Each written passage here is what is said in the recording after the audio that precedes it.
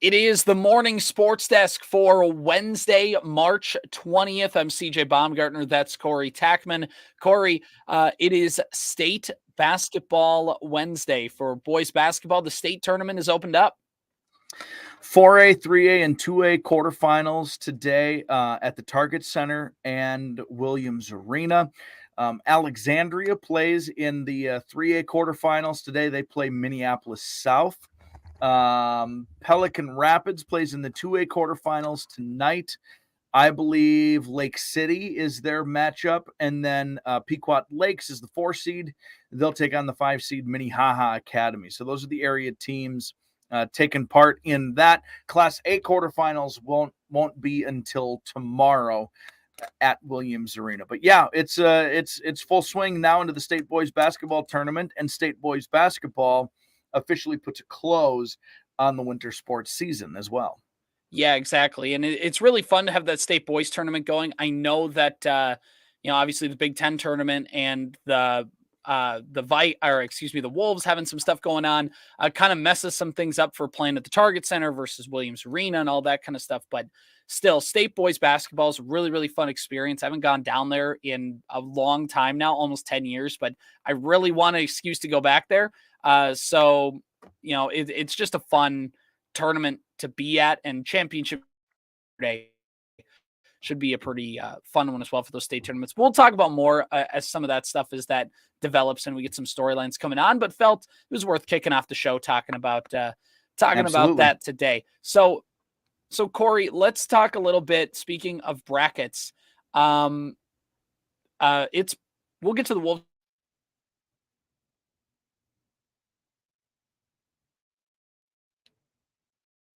information about that. Bracket Challenge, Basketball Mayhem, presented by the Liquor Depot in Staples. It's Wednesday. The first games officially tip off tomorrow, which means you have, from the time of recording this, you have 24 hours to get your brackets filled out and submitted. A perfect bracket could get you $1 million. The top local bracket will get a $100 gift card to the Liquor Depot and Staples. Must be 21 plus. And it's just going to be a lot of fun. Obviously, bragging rights. This is a staple, CJ. I remember when the brackets would come out growing up, and they would print a big one in the center edition of the sports section of the Mankato Free Press. And I would cut it out every single year, and I would fill out my bracket, and I would magnet it to the refrigerator. And I've been filling out brackets since probably as long as since I've been able to write. I love March Madness with all my heart. Did you know that this Thursday and Friday, I should even say this, I think today, Wednesday, is the most popular day of the year for guys to get vasectomies so they can take Thursday and Friday off and watch March Madness. There's no way that's true. That's a thing. I'm pretty sure that's true. This is the most popular day of the year to get a vasectomy so you can take the requisite 2 days off of rest that you need, and you've got March Madness. And maybe it's Thursday. Maybe it's like a Thursday morning. You get it. You take Thursday and Friday off, whatever it is. But yeah, this is the time of year. This is the most popular time of year for vasectomies. Could you imagine that? It's like, sorry, boss, I'm going to be out the next couple days. I got a vasectomy. He's like, didn't you get a vasectomy the last 3 years? He's like, yes, I did. And I'm going back for another one. Yeah, I get it reversed on the Monday after the tournament. Then I get it reversed the next week. So then I can watch the Sweet 16 and Elite 8 games and stuff I believe the Masters is another really popular week to do that too. Yeah, I could see it.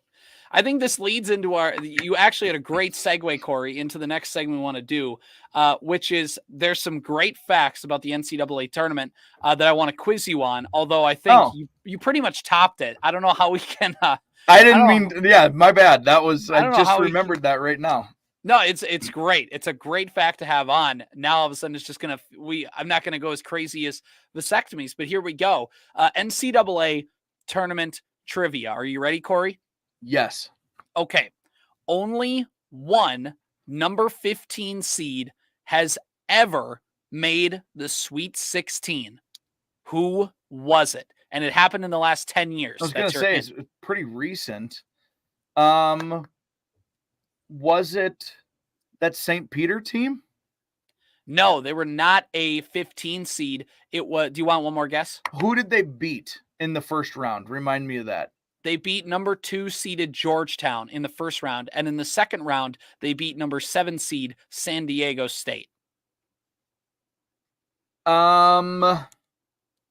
Would it have been like You're so close. I know. I'm going to be mad when you tell me what the answer is too. You will be. Like a Farley Dickinson or like a Chicago Loyola or a where was Shaka Smart? Where was he? He was at VCU.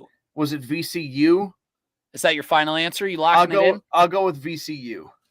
And it was Florida Gulf Coast in 2013. Dunk City.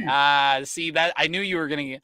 I knew that one. And then interstate rival Florida knocked them off in the Sweet 16 that year. And of course, they went on a run like 5 years later. But Florida Gulf Coast, 10 years ago is when they made that. 11 years ago. So if you really want to feel old, Corey, there you go. Okay, they were so fun. They were. It was a blast watching that thing go down. Okay, fact number 2. Number 1 seeds are 139 and how many against number 16 seeds? So they have 139 wins. How many losses? So we've had a couple 215s in recent history.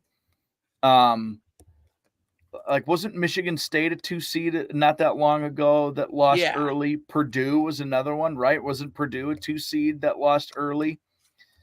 Mm-hmm. I can't believe I don't remember this.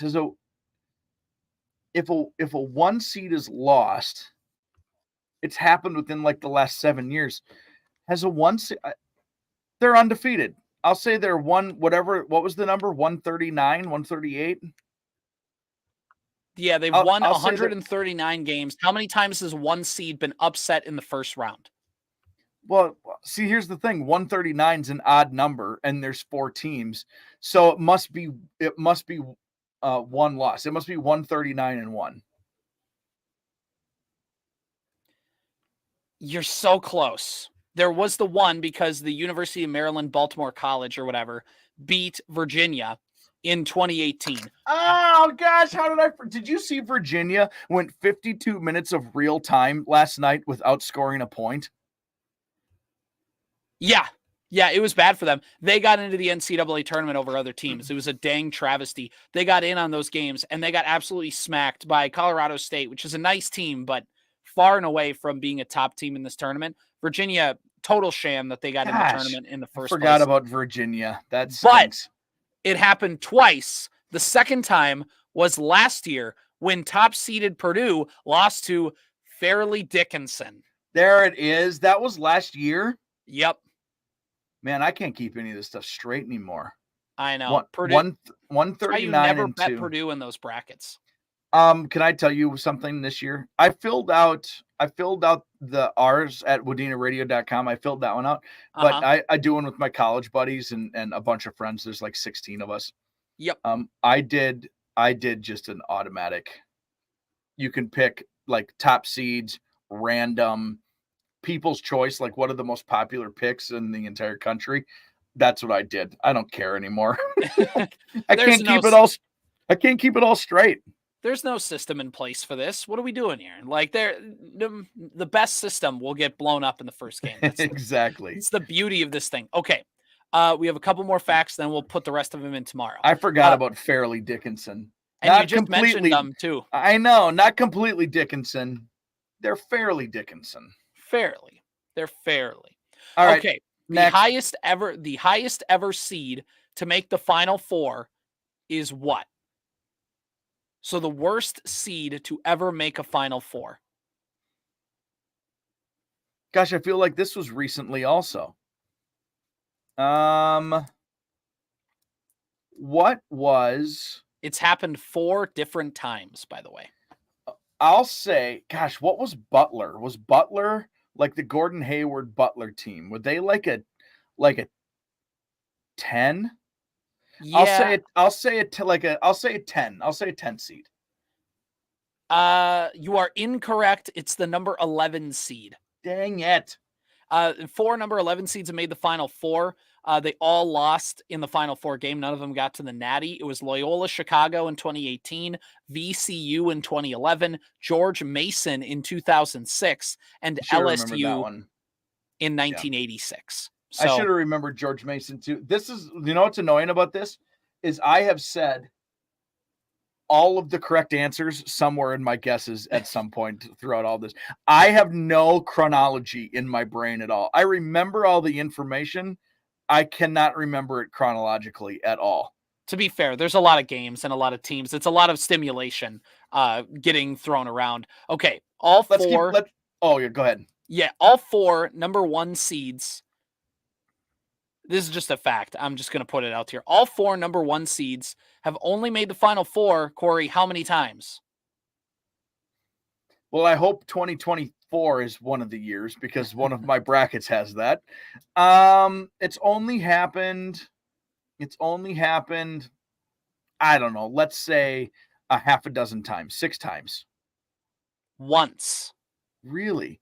In 2008, Kansas, Memphis, North Carolina, and UCLA all made the Final Four together. 3 out of 4 number 1 seeds have only made it to the Final Four together 5 times. 2 number 1 seeds have made it 13 times, and just 1 a total of 15 times. That's the most popular, huh? Yeah. That 2008 was Kansas and Memphis in the championship game. Yes. And I, at really early in the season, picked Kansas to win the whole thing, and my college roommate picked Memphis. That was Derrick Rose was on that Memphis team. Mario Chalmers was on the Kansas team, and we had a bet on it early in the season, just like a handshake. We'll go out for dinner and drinks or something like that. And it turned out they played in the national championship game against each other. And I don't remember if it went overtime or not, but Mario Chalmers for Kansas hit the game winner. And we were at the ground round in Winona eating steaks and consuming other things. And when Chalmers hit that shot, he said the F word in a restaurant louder than anyone should say the F word in any public setting ever, because it's one of the greatest sports predictions I've ever been a part of, because the person who got it wrong was also on it so early. Right. And I just I gloated. I've never gloated harder after a victory. Poor guy, he's just cursing in this ground round. People are just trying to have a nice supper on a Monday night, It tasted good. The victory and the steak. Okay, last NCAA tournament bracket fact, and then we'll save the rest for tomorrow. At least one number 1 seed has made it. Okay, this kind of took into the last fact. So on this thing I've pulled up here, we'll just skip it. At least one number 1 seed has made the Final Four all but 2 times. That's kind of what that last fact alluded to. Yeah. But so, pick one number 1 seed, but if you got a lot of them, it's not. So it's happened twice where not a single 1 seed was in the Final Four, huh? Yeah. Wow. That could be this year. How these tournaments go. I never know. This is one of those years. Is this the year to go chalk because it's a mess? So you just pick the teams who've been good always, or is this the year to go? Because who knows? It's weird. There's not a single elite. Who's the standout name in men's college basketball this year? I don't know who that is. So do you just do you make it really? Do you pick a lot of 5-12s and 6-11s and 4-13s? Like 4-13's the new 5-12, by the way. That is the one thing I believe. I think so. I think that's everybody. It's kind of everybody's catching on to the 5-12, so they try and set up that 4-13. And if you don't believe that the NCAA tournament sets some stuff up for upsets, I have the 2017 Golden Gopher team that was a 5 seed for some reason that played Middle Tennessee, who should not have been a 12 seed. Everyone's like, oh, what an upset. And it's like, these two teams were way closer than that bracket will ever put you in, but they don't manufacture them all the time, but they certainly, if there's a situation that's close, they're certainly going to maybe push in that direction. Can I use a quick moment? This is a yearly, I have to get this off my chest. It drives me crazy. Why are we doing the first 4 games to compete for a 10 seed? It drives me absolutely bananas that a 10 seed has to win more games than an 11 seed to make it to the Final Four national championship game. Right. It's totally bogus. It doesn't make any sense. If you're going to call this the first 4, the point of this is that brackets are set up that the easiest path to victory is for the higher seeds. You earn your higher seed throughout the entire year. What are these teams earning a 10 seed for?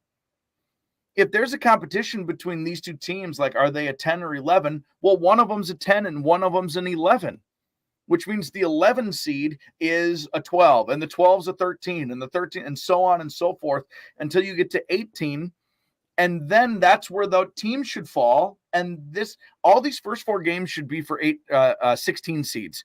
It drives me nuts that the bracket is set up this way. It doesn't make any sense. There's not a single piece of logic that makes sense about how they're doing this. And then because they do it this way, the rest of the selection shows an utter mess because you don't like how is Virginia competing for I don't know what seed they were competing for. It was a 10. For a 10 seed, their net rating was 20 points lower than a half a dozen other teams who didn't even make the tournament. It's just really stupid, and it drives me crazy. Really, really dumb. I agree with you 100%. Let's talk about one last thing on the sports desk today, or 2 things, rather. The Minnesota Timberwolves yesterday played the Denver Nuggets. We talked about how it was going to be a struggle because they didn't have Cat, they didn't have Rudy, and they didn't have Naz Reid, who was out with a concussion. So it was tough sledding when you look at the starting lineup and Kyle Anderson is matched up on Nikola Jokic. That's just not going to be a good night for you. The Wolves were down 15 at halftime, and I was like, yeah, kind of expected it. Whatever. Second night of a back-to-back. Denver had a day of rest. Whatever. And then all of a sudden in the fourth quarter, the Wolves took the lead at one point. You had Luka Garza playing significant minutes and Kyle Anderson playing significant minutes against one of the best big men in the NBA, if not the best big man in the NBA. The best player in the NBA. In Jokic. And you hung with them every step of the way. And the Wolves ended up making some big-time shots at the end. The defense was still there. And that's the biggest thing about this Timberwolves team. I don't want to get into moral victories because they still did lose and there still were opportunities to win that game. And man, would that have been important if they won that game with Denver now 1 game up for the 2 spot in the West. That would have been a big game to win. I'm not saying that everything's all fine, but the glass half full perspective of this game is they didn't have Rudy Gobert. They didn't have Karl Anthony Towns and they didn't have Naz Reid. They didn't have their 3 big men, the identity that the Timberwolves have been built on this year. And instead, their defense still showed up. Anthony Edwards had a nice game.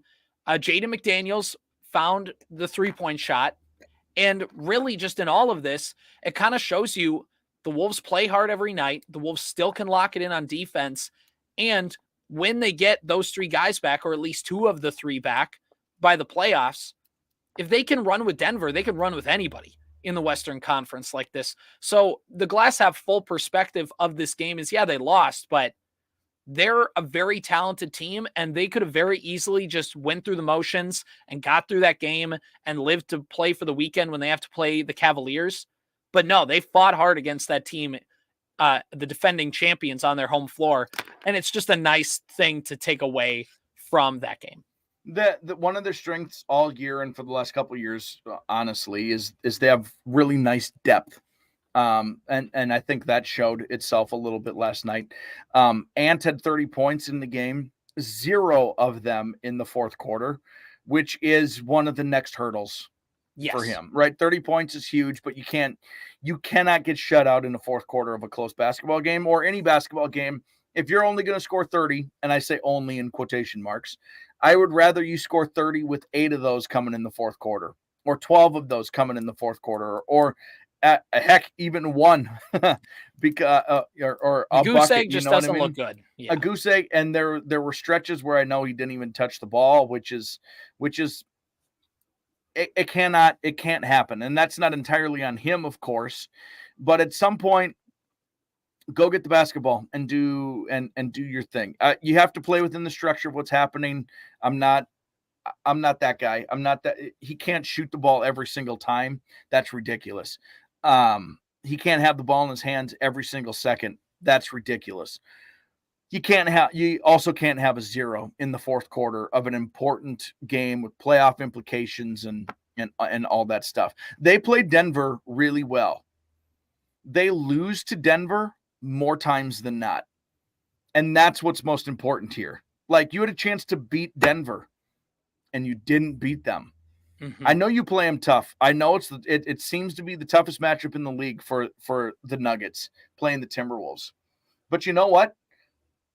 The Nuggets haven't lost to the Timberwolves in any sort of meaningful game ever. Do you think they're actually worried about the Timberwolves? This was one where you could have put a nail in a coffin if you want. You could have nailed down at least the feet and made them have to think about you and be nervous about you when everybody comes back. So that's the miss in this game. I thought was they could have shown a little something, and a goose egg from your best player in the fourth quarters.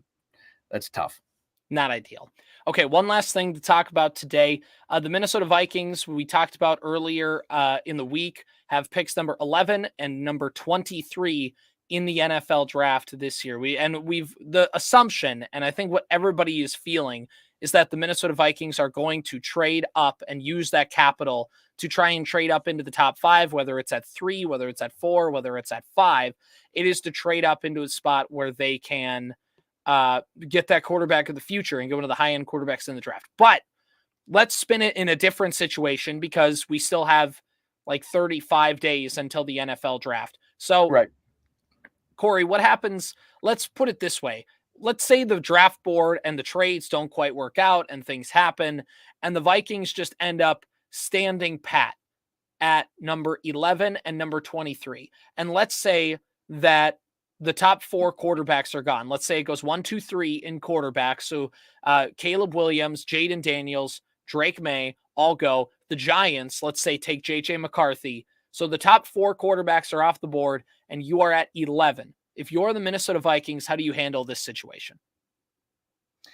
I should clarify a couple things here first before I answer that. Sure. One is, I like this scenario that you're throwing out, because the way people are talking about the Vikings moving up in this draft, it is such a popular opinion now that I've got this voice in my gut yelling, like, you better be careful here.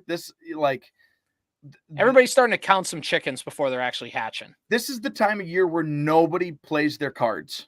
Mm-hmm. And it sounded like Houston approached the Vikings about this, and it was too good to pass up for the Vikings. But like, the Vikings have now shown their cards. Everyone knows a potential outcome of what the Vikings could do. And because of that, the cost for moving up probably just got a little more expensive. Now, it probably got more expensive for everybody, and the Vikings are in the driver's seat if they want to move up. But because it got a little more expensive, maybe it's not going to be worth that move, or maybe somebody else beats them to the punch because they know the Vikings are holding an ace king. Okay, so it's a very real possibility that a chance to move up doesn't even actually happen. We have to be prepared for that scenario. So that's why I like what this situation is. I see almost no situation where the Vikings don't just use that 11th pick. You're going to get a really good player, especially if 4 quarterbacks are taken. Like, if that's the case, you have to kind of be, you're bummed that you didn't get one of the guys, but also the Giants reached for JJ McCarthy. If that's the case, somebody probably reached for a Drake May, maybe just a little bit. Like, there's going to be an unbelievable player for you at 11. Essentially, the 11 pick is now like a 7th pick. Right. So you're going to get there's no way, in my opinion, they don't use the 11th pick. What I could see them doing is finding a way to package that 23rd and get back into the second round. Like maybe get a late first and a later first round pick than 23 and a second round pick also. That seems like the most reasonable sort of outcome in all of this, especially if those quarterbacks are taken. You're going to get an unbelievable player at 11. Well, and the thing isn't just quarterbacks either. This is an unbelievably deep wide receiver class, and the Vikings don't need to take a wide receiver. Let the other teams let the Chargers, let the Cardinals, let, some other team take those big wide receivers, and that bumps everybody down. So an edge rusher that would go number 3 overall in any other draft, all of a sudden is going to go 11th overall. Maybe the Vikings take Dallas Turner, a defensive lineman from Alabama. The Vikings have addressed the rotational defensive lineman, the interior defensive lineman in free agency, but they don't have like a number 1 starter. It's kind of just a rotating, cast of middling players, but that's fine for now. But then you can really plug in now an interior defensive lineman for the future. And then Dallas Turner out of Alabama would be who I would pick in that situation. You have your interior D lineman of the future, paired up with Cashman, paired up with Van Ginkel, paired up with Grenard. And now all of a sudden, that's 4 new players on your front 7. You still have Ivan Pace. You still have Josh Metellus. You have some other players that can work with. And then maybe in that back part of the first round at 23, you end up taking a cornerback, because this is also a good cornerback draft. And again, everybody kind of keeps falling. You have a chance to get a top corner in the draft at that pick. Now, I know they just signed Shaq Griffin yesterday to kind of help with Byron Murphy. But that group is far from finished too. So you can address 2 more positions of need on your defense and build it up in that spot. And then you don't have a second round pick, and they're going to take a quarterback in this draft. So that's one possibility. The other possibility is maybe at 11, you trade back, get your second round pick back that way, trade into like the mid-teens, because maybe somebody wants to go up and get Dallas Turner or go up and get all those wide receivers before they're all gone. You can take advantage of that, jump back to like 15th or 16th or something, and then you can take Bo Nix or Michael Penix right there. And it's less egregious than taking them at 11. You can gain some capital because once all those teams get rid of their draft their quarterbacks, there's not many other teams that are quarterback needy that are willing to take a risk on those guys in the first round. And that's where you can kind of slide back and let the draft come to you. I'm not saying that that's going to work out 100%. I'm saying if this is the situation that they're going to go down, that would be how I would pursue it. Well, and one of the things that's important to remember is Kirk Cousins lingers over all of this, right? Kirk Cousins not being on the Vikings changes the scope and the perspective of the 2024 season. Mm-hmm. It changes from if Kirk Cousins is on your team, you are in a win now mode. And not that they're in a complete tank rebuild sort of situation. It doesn't feel like that, especially some of the moves that they've made so far. It's not Super Bowl or bust or like NFC Championship game or bust. I think that's more. But with Kirk Cousins not on your team, roster construction and the future have become exponentially more important. And while you probably can't get your team to the promised land without a franchise quarterback, what you can do is you can build a pretty damn good team in the interim. Right.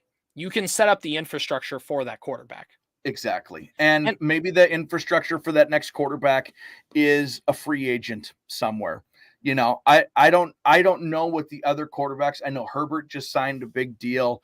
I don't know if like what Burrow's extension status is. I don't know what Josh Allen's signed an extension last year. Josh Allen's under contract. It's like Tua's maybe the one to watch. So and is that going to be the guy to lead you to the promised land? No, but is there a franchise quarterback in next year's draft? Maybe. Is there in 2 years? Maybe. I like. This is not a team for the 2024 season, but it can be for the 2025 season. And that Kirk Cousins, again, this is where the Kirk Cousins that lingers over all of these decision makings. With him not on the team, they can have a brand new approach to how they want to build this roster, and they can build a pretty nice team starting this year. Right. And here's the other thing too. I agree with you. I don't think you're wrong at all. I think the thing though, with this year's draft, I think the way that the Vikings have talked about it, Kwesi said that they've been studying this group of quarterbacks for the last couple of years. And again, maybe it's lying season, maybe it's not. But basically what it insinuates is that the Vikings are gearing up to pick a quarterback now. And the infrastructure on defense is not there. And, maybe one or two pieces on the offensive line. But when you look, I think they're set up to take a quarterback this year because they already have an offensive-minded head coach. They have bookend tackles. They have 2 wide receivers. They have a tight end. And then I think you get this year as your developmental year. So 2025, you can go. They could draft one in 2025. I'm not saying that that's out of the question. I'm saying that they need to build up the defensive infrastructure for sure. It's not a perfect team by any stretch. You have Flores, take advantage of that guy too. Right. The offensive infrastructure, though, is as good as it's going to get. And I think that's where the Vikings probably see that as this is the year to take a quarterback. Now, whether it's at 3, 4, 5, 11, 23, second round, wherever it's at. But I think basically they've been signaling for over a year that they want to take a quarterback in this draft class. Now we just got to see which one it is. But they could surprise us. I don't know. This is also an important thing that hangs over all of this. No matter what, Kwesi's job is in the balance. Right. I think KOC's good for a couple more seasons. I don't think that's he's not going to lose the locker room anytime soon. No, but if this doesn't work out, he gets this season and maybe one more. If it's especially a train wreck after this season, because you didn't find a way to get up and get the quarterback, right? There's some worst case scenarios. You didn't move up to take a quarterback, and JJ McCarthy looks like CJ Stroud right now. Whoops! There's going to be some. The guy you took at 11 is Zach Wilson. Is a guy who has had chronic knee injuries and look at that. He had another knee injury during camp. There's some things that loom over this. And when that's the scenario, fair or not, but when that's the situation, those guys pick quarterbacks. Right. When your job is on the line, you pick a quarterback because a quarterback can save you because he's good, or it can buy you one more year to be I promise, give me one more year. We'll build around him. He's going to come around. You know what I mean? Right. So when you include that in on this equation of the Vikings, even though I think it's real that they might not get one of those guys, that the chance of that happening is very slim. It does seem like they're gonna try to get one. Well, Rick Spielman tried to do it. He tried to trade up for Justin Fields in 2021. The Bears just jumped up and got him instead because the Bears were in a similar situation with their GM at the time who was trying to buy himself more time. Now it didn't work because the Bears flopped and they ended up firing everybody anyways. But you're right. That, it buys the GM a couple more years. But if it doesn't work out, they might just clean house again, which the pressure is on now. Kirk Cousins gave you a floor and his ceiling was his ceiling. Now we don't know where the floor or the ceiling is. And it's up to Kevin O'Connell, who's the quarterback whisperer, and it's up to Kwesi, who's the new head in the building. It's up to those guys now. The pressure is all on them, and whichever quarterback they take could determine kind of the trajectory of the roster. So we'll have to see. This has been the Morning Sports Desk for Wednesday, March 20th.